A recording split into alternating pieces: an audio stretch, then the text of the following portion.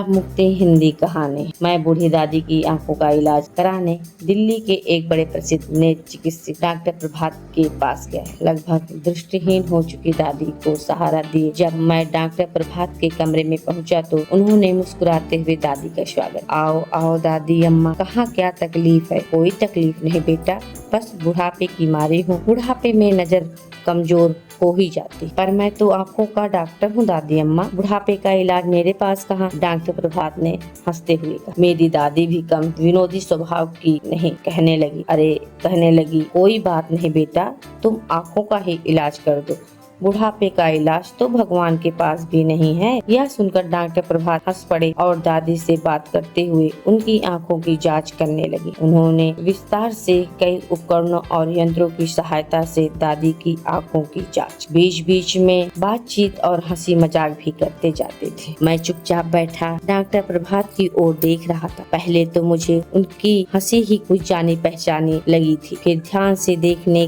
पर उनका चेहरा भी कुछ परिचित सा मालूम हुआ, लेकिन याद नहीं आ रहा था कि मैंने इन्हें पहले कहाँ देखा है। आखिर जब उन्होंने दादी की आंखों की पूरी जांच कर ली तो मैंने पूछ ही लिया, आप कहाँ के रहने वाले हैं डॉक्टर साहब? इलाहाबाद प्रयागराज का। क्यों? अरे हम भी इलाहाबाद प्रयागराज के ही हैं, दादी मुझसे पहले ही बोली थी। अच्छा, बड़ी खुशी हुई। डॉक्टर प्रभात ने सचमुच खुश होकर पूछा, इलाहाबाद प्रयागराज में कहाँ रहते हैं आप लोग? दादी ने जो ही हमारे इलाहाबाद प्रयागराज वाले घर का पता ठिकाना बताया, डॉक्टर प्रभात ने मेरी तरफ देखा और अचरज भरी प्रशंसा से बोल, अरे तुम बब्बू तो नहीं हो? और तुम मंटू? हाँ भाई, मैं मंटू ही हूँ। वाह यार, तुम खूब मिले। तुम तो शायद जब दूसरी या तीसरी कक्षा में पढ़ते थे तभी अपने परिवार के साथ दिल्ली चले आए थे। हाँ ना, वाह, मुझसे तो स्वप्न में भी आशा नहीं थी कि जीवन में फिर कभी तुमसे भेंट होगी। सच बड़ी खुशी हुई तुमसे मिलकर। मुझे भी, मैंने अत्यंत प्रसन्न होकर कहा। तभी डॉक्टर प्रभात ने दादी का चेहरा ध्यान से देखा और अचानक उनकी मुस्कान लुप्त हो गई। चेहरा किसी दुखदायी स्मृति से काला सा हो आया। दादी की अत्यधिक कमजोर आंखों को डॉक्टर के चेहरे का या भाव परिवर्तन नजर नहीं आया। वे प्रसन्न होकर पूछने लगे, अच्छा तो तुम दोनों बचपन में साथ साथ खेले हो? यह तो बड़ा अच्छा संयोग रहा। तुम तो अपने ही हुए डॉक्टर बेटा। हाँ, तुमने अपना क्या नाम बताया? मंटू। इलाहाबाद प्रयागराज में हमारे पड़ोस में एक वकील रहते, उनके लड़के का नाम भी कुछ ऐसा ही था। वह बड़ा बदमाश लड़का था। डॉक्टर प्रभात ने कोई उत्तर नहीं दिया। वे सहसा बहुत गंभीर हो गए।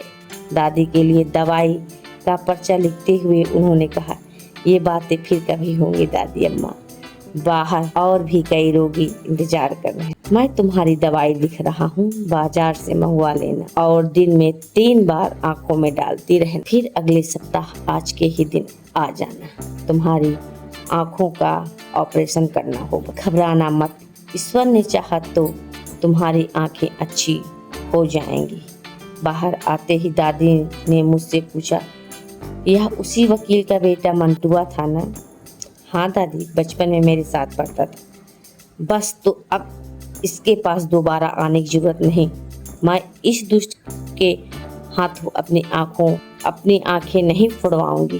कैसी बातें करती हो दादी, यह तो बहुत माना हुआ डॉक्टर है और अब तो अपनी जान पहचान का भी निकल आया। उसे दुष्ट क्यों कह रही हो? तू भूल गया इसने वहाँ इलाहाबाद प्रयागराज में क्या किया था? अरे तुझे याद नहीं? इसने मोहल्ले की कुतिया के 3 पिल्लों की आंखें आग के पौधे का दूध डालकर फोड़ दी थी। मैं सचमुच ही सब कुछ भूला हुआ। तूने ही तो यह बात हम लोगों को बताई थी। इलाहाबाद प्रयागराज में हमारे पड़ोसी वकील साहब की कोठी के पीछे एक बहुत बड़ा बाग और घास का मैदान था। मैं और मंटू के साथ अक्सर वहाँ खेला करता था। बाग की मेड़ के पास आग के बहुत पौधे उगे हुए थे। एक दिन हम खेल खेल में आग के पत्ते तोड़ने लगे। उधर से गुजरते हुए हमारे स्कूल के अध्यापक ने हमें देख लिया।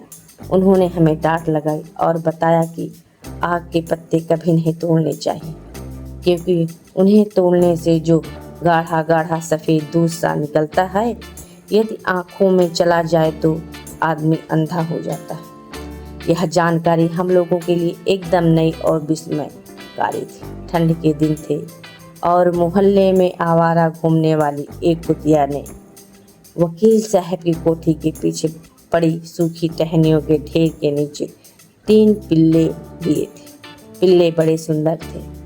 मैं और मंटू उनसे खेला करते। आग के दूध के भयानक असर की जानकारी मिलने के अगले दिन जब मैं स्कूल से आकर खाना खाने के बाद मंटू के साथ खेलने गया तो मैंने देखा मंटू आग के पौधों के पास बैठा है और उसके घुटनों में दबा पिल्ला के कर रहा था। 2 पिल्ले पास ही कू कू करते इधर उधर भटक रहे थे। नजदीक जाकर मैंने देखा, हैरान रह गया। मंटू आग के पत्ते तोड़ तोड़ कर उनका दूध पिल्ले की आंखों में डाल रहा था। यह तूने क्या किया बेवकूफ, पिल्ला अंधा हो जाएगा, मैंने चिल्लाकर कहा। मंटू ने उस पिल्ले को रख दिया और बोला, मैंने उन दोनों की आंखों में भी आग का दूध भर दिया। अब देखेंगे ये तीनों अंधे होते हैं या नहीं। उस गाढ़े चिपचिपे दूध से तीनों पिल्लों की आंखें बंद हो गई। कुछ दिनों तक आंखें तो शायद खुल गई थी, लेकिन वे अंधे हो गए थे। मंटू के इस कुकृत्य की जानकारी केवल मुझे ही। मैंने उसे उन प्यारे प्यारे पिल्लों को अंधा बना देने के लिए बहुत बुरा भला और वकील साहब से शिकायत करने की धमकी भी दी थी। ने गिड़गिड़ा कर मुझसे कहा था कि यह बात मैं किसी को ना बताऊं। मैं शायद बताता भी नहीं, लेकिन जब उन 3 पिल्लों में से 2 दिन रात कू कू करते इधर से उधर भटकते मर गए, मुझे बहुत दुख हुआ और उस दिन मैं बहुत रोया। सभी लोग मुझसे बार बार पूछने लगे कि मैं क्यों रो रहा हूँ। पहले मैंने बात छिपाकर अपने मित्र मंटू को बचाने की कोशिश, लेकिन फिर मुझे तीसरे पिल्ले का ध्यान आ गया जो अभी जीवित था और उसकी जान बचाना मुझे मंटू की पिटाई से बचाने से ज़्यादा जरूरी लग रहा था। इसीलिए मैंने रोते रोते सारी बात बता दी और उस पिल्ले की आँखों का इलाज करा देने की जिद पकड़ ली। सब लोगों ने मंटू को बुरा भला कहा। वकील साहब ने उसकी पिटाई भी की। मुझे भी बहुत कुछ सुनना पड़ा, क्योंकि मैंने भी सब कुछ जानते हुए भी बात को तब तक छिपाए रखा जब तक 2 पिल्ले मर नहीं गए। आखिर तीसरे पिल्ले को बचाने के प्रयास किए गए। मैंने जिद करके उसे पाल लिया। पिताजी ने उसकी आंखों का इलाज भी कराया, लेकिन वह अंधा ही रहा। माँ और दादी उसकी बड़ी सेवा करती थी। मैं भी उसका बहुत ध्यान रखता था। उस समय तो उसकी जान बच गई, लेकिन जब वह बड़ा हो गया, एक दिन घर के बाहर निकल गया और सड़क पर किसी वाहन से कुचलकर मर गया। उस घटना को याद कर मैं हैरान रह गया।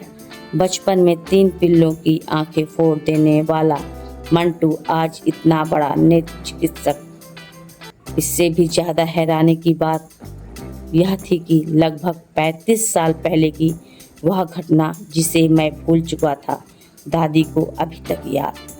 निश्चय ही वह घटना प्रभात को भी याद होगी। तभी तो वह हम लोगों का परिचय पाते ही अचानक चुप, गंभीर और उदास हो गए। लेकिन दादी बचपन की उस बात को लेकर अब तो डॉक्टर प्रभात को बुरा भला कहना ठीक नहीं है। मैंने दादी को समझाने की कोशिश की। अब वे मंटू नहीं, देश के माने हुए नेत्र चिकित्सक हैं। दूर दूर से लोग उनके पास अपनी आंखों का इलाज कराने आते हैं। अब तक तो हजारों लोगों को उनकी खोई हुई नेत्र ज्योति लौट चुके होंगे। क्या इतनी बड़ी सेवा से उनका बचपन का अबोध अवस्था में किया हुआ पाप अब तक धुल नहीं गया होगा? कुछ भी हो, मैं उससे अपनी आंखों का इलाज नहीं करवाऊंगी, दादी ने निश्चय के स्वर में कहा।